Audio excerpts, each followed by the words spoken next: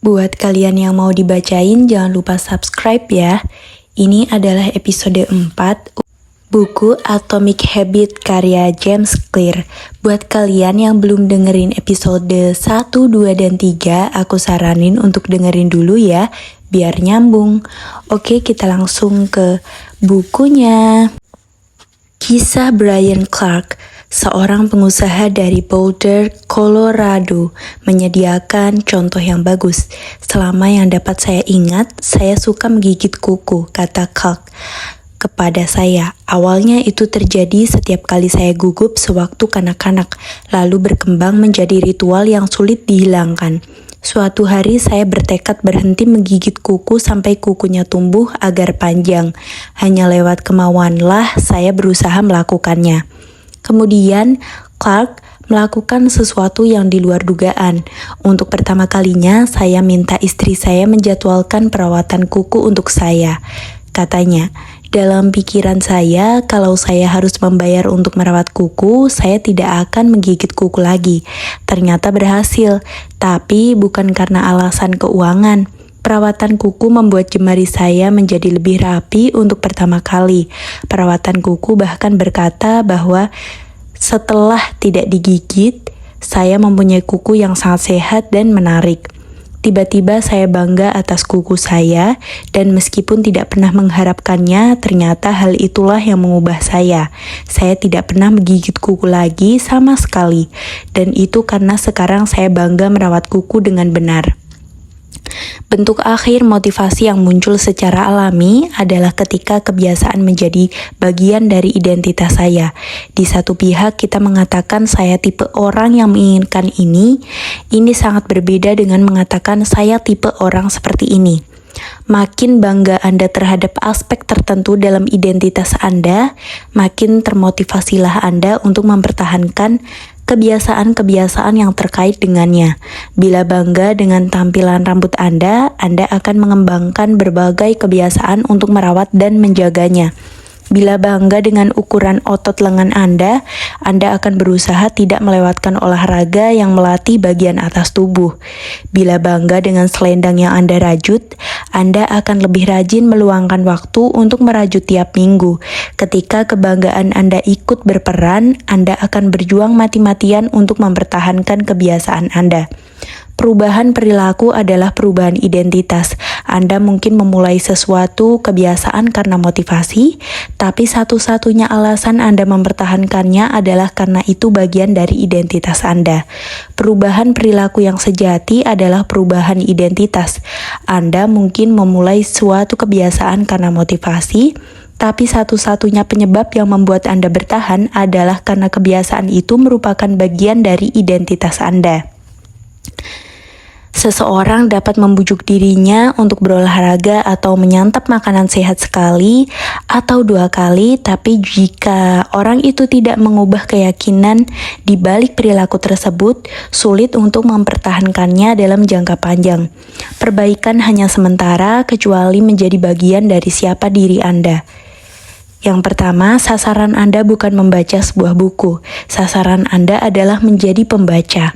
Yang kedua, sasaran Anda bukan berlari dalam suatu lomba maraton, sasaran Anda adalah menjadi pelari. Yang ketiga, sasaran Anda bukan belajar menguasai sebuah instrumen, sasaran Anda adalah menjadi pemusik. Perilaku Anda biasanya mencerminkan identitas Anda.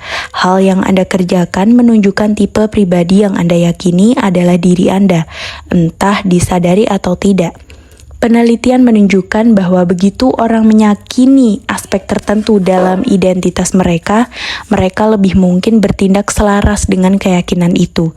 Sebagai contoh, orang yang mengidentifikasi dirinya sebagai pengguna hak pilih lebih mungkin ikut memilih daripada mereka yang semata mengaku akan memilih.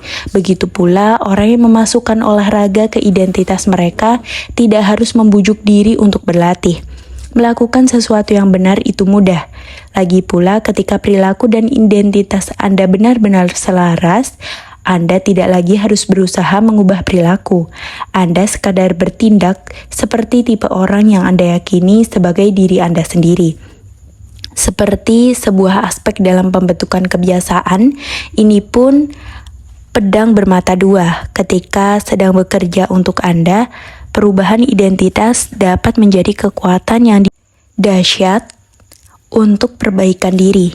Kendati demikian, ketika sedang bekerja melawan Anda, perubahan identitas dapat menjadi kutukan. Begitu Anda mengambil suatu identitas, hal itu dapat dengan mudah membuat sikap Anda berdampak pada kemampuan Anda berubah. Banyak orang menjalani hidup seperti setengah tidur, menurut begitu saja terhadap norma-norma yang melekat dengan identitas. Yang pertama, saya payah ketika bicara tentang arah. Yang kedua, saya bukan manusia pagi. Yang ketiga, saya payah dalam mengingat nama orang. Yang keempat, saya selalu terlambat. Yang kelima, saya payah kalau berurusan dengan teknologi. Yang keenam, saya payah dalam matematika. Dan masih banyak lagi. Ketika Anda mengulang cerita kepada diri sendiri selama bertahun-tahun, mudah untuk terjerumus ke dalam cekuk mental ini dan menerimanya sebagai fakta. Pada waktunya Anda mulai menolak aksi-aksi tertentu karena itu tidak sesuai dengan siapa saya. Ada tekanan internal untuk mempertahankan citra diri Anda dan berperilaku dengan cara yang konsisten dengan keyakinan-keyakinan Anda. Anda menemukan segala cara agar tidak berlawanan dengan diri Anda sendiri. Makin dalam suatu pikiran atau aksi terkait dengan identitas Anda, makin sulit mengubahnya. Bisa terasa nyaman ketika mempercayai keyakinan dalam kultur Anda atau identitas kelompok, atau melakukan sesuatu yang mempertahankan citra diri Anda atau identitas pribadi, bahkan seandainya itu salah. Penghalang terbesar perubahan positif di tataran manapun, individu, tim, atau masyarakat adalah mengidentifikasi konflik. Kebiasaan-kebiasaan yang baik bisa terasa masuk akal, tapi kalau bertentangan dengan identitas Anda akan gagal menerapkannya menjadi aksi. Pada suatu hari, Anda mungkin berjuang melawan kebiasaan-kebiasaan Anda karena Anda terlalu sibuk atau terlalu letih atau ratusan alasan lain. Bagaimanapun, dalam jangka panjang, alasan utama Anda gagal mempertahankan suatu kebiasaan adalah citra diri yang menjadi penghalang. Itu sebabnya Anda tidak dapat terlalu terikat pada satu versi identitas. Kemajuan menuntut pembelajaran ulang. Menjadi versi diri yang paling baik menurut Anda terus-menerus mengedit keyakinan-keyakinan Anda dan meningkatkan serta memperluas identitas Anda. Ini mengantar kita ke suatu pertanyaan penting.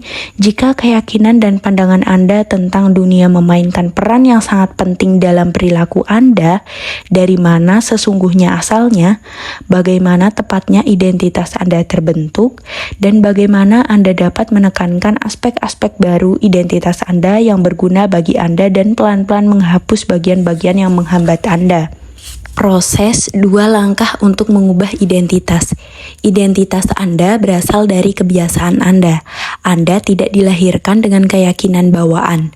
Setiap keyakinan termasuk tentang diri Anda dipelajari dan dikondisikan melalui pengalaman. Lebih tepatnya, kebiasaan Anda tergantung pada bagaimana Anda mewujudkan identitas Anda.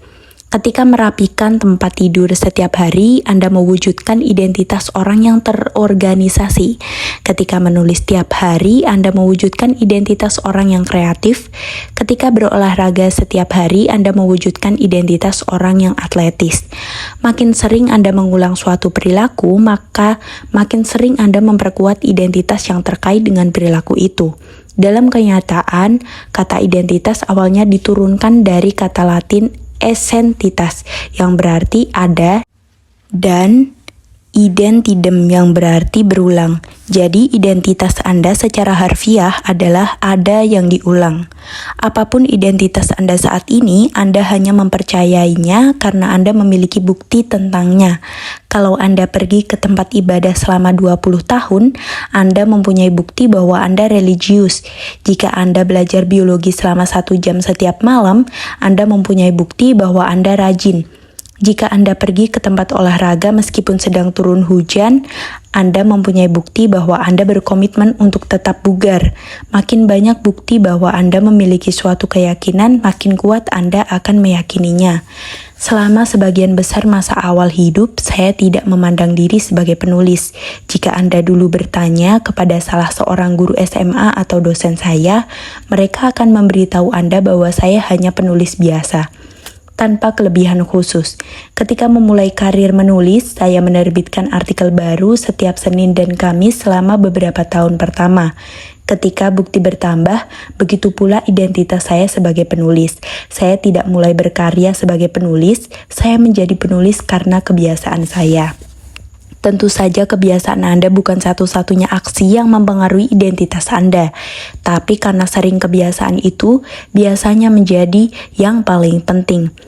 Tiap pengalaman dalam hidup mengubah citra diri Anda, tapi mustahil Anda memandang diri sebagai pesepak bola karena Anda pernah satu kali menendang bola atau memandang diri sebagai seniman karena membuat coretan-coretan yang mirip gambar. Namun ketika Anda mengulang aksi-aksi ini, bukti menjadi terakumulasi dan citra diri Anda mulai berubah. Pengaruh pengalaman yang hanya satu kali cenderung memudar sejalan dengan waktu, sementara pengaruh kebiasaan semakin kuat, yang berarti kebiasaan berperan paling banyak sebagai bukti yang membentuk identitas. Dengan cara ini, proses membangun kebiasaan sesungguhnya sama dengan proses menjadi diri sendiri. Ini evolusi yang bertahap. Kita tidak berubah dalam sekejap mata dan langsung menjadi orang yang sama sekali baru. Kita berubah sedikit demi sedikit, hari demi hari, kebiasaan demi kebiasaan. Kita terus-menerus mengalami evolusi mikro dini. Tiap kebiasaan berfungsi seperti saran, "Hei, mungkin inilah saya."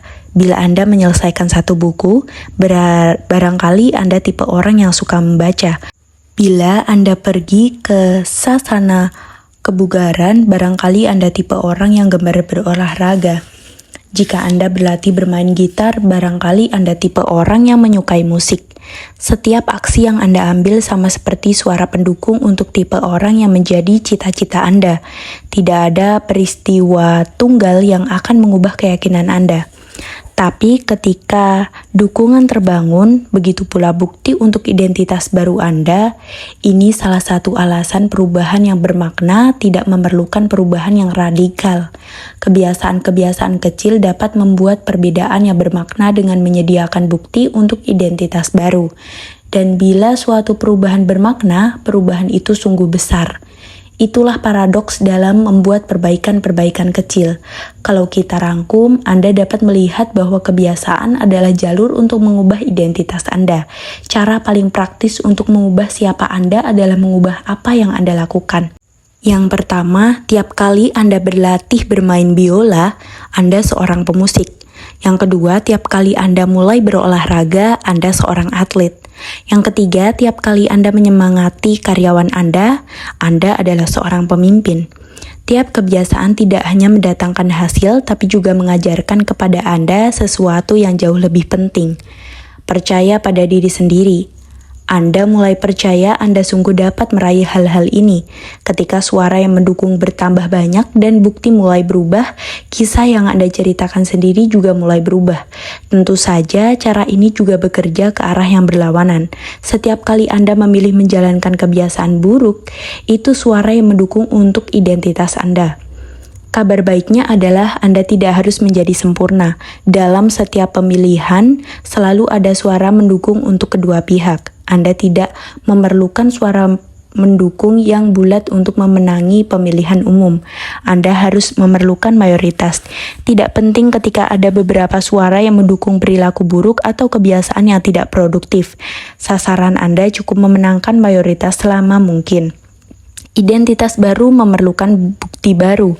Bila terus menampilkan suara mendukung yang sama seperti yang biasanya, Anda akan mendapatkan hasil yang sama seperti biasanya.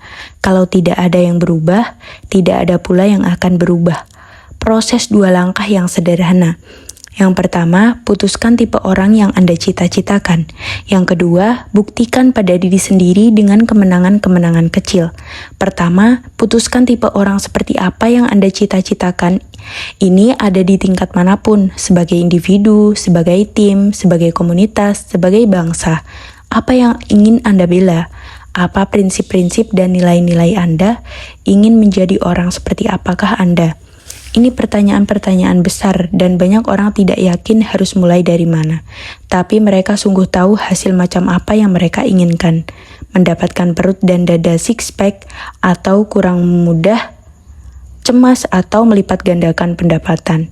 Itu bagus. Mulai saja di situ dan runut ke belakang dari hasil-hasil yang Anda inginkan ke tipe orang yang Anda inginkan untuk mendapatkan hasil-hasil tersebut. Tanyakan pada diri sendiri, siapa tipe orang yang dapat memberikan hasil yang saya inginkan? Siapa tipe orang yang mampu menurunkan bobot 20 kg? Siapa tipe orang yang berhasil menguasai bahasa baru? Siapa tipe orang yang berhasil menjalankan usaha rintisan yang sukses? Sebagai contoh, siapa tipe orang yang berhasil menulis buku? Mungkin dia sosok yang konsisten dan dapat diandalkan. Sekarang fokus Anda beralih dari penulis buku berbasis hasil menjadi tipe orang yang konsisten dan andal, berbasis identitas. Proses ini dapat mengantar ke keyakinan-keyakinan seperti ini. Yang pertama, aku tipe guru yang membela kepentingan murid. Yang kedua, aku tipe dokter yang menyediakan waktu dan empati yang dibutuhkan pasien. Yang ketiga, aku tipe manajer yang memajukan bawahan. Begitu hasil memenangkan tipe orang yang ingin Anda capai, Anda bisa mulai mengambil langkah-langkah kecil untuk memperkuat identitas yang dikehendaki. Saya punya teman yang berhasil menurunkan berat lebih dari 50 kg dengan bertanya pada diri sendiri, apa yang akan dilakukan oleh orang yang sehat? Sepanjang hari, ia menggunakan pertanyaan ini sebagai panduan. Apa yang akan dilakukan oleh orang sehat? Berjalan atau naik taksi? Apa yang akan dipesan oleh orang sehat? Burrito atau salad? Teman saya membayangkan bahwa seandainya ia berperilaku seperti orang sehat dalam jangka waktu yang cukup lama, akhirnya ia akan menjadi orang sehat itu. Ya benar, konsep kebiasaan berbasis identitas merupakan pengantar pertama kita ke tema pokok lain dalam buku ini, lingkaran umpan balik atau feedback loop.